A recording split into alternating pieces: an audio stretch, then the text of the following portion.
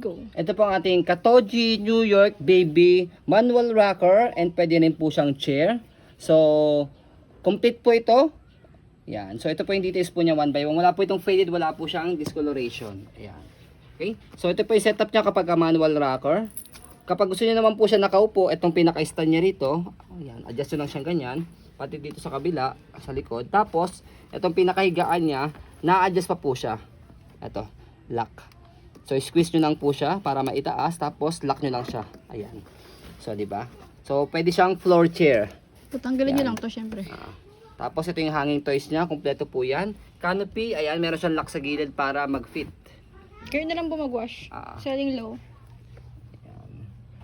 Okay. Selling low price. Kayo na po bahala mag-wash. Ayan. Madali lang siya i-wash dahil natatanggal po siya.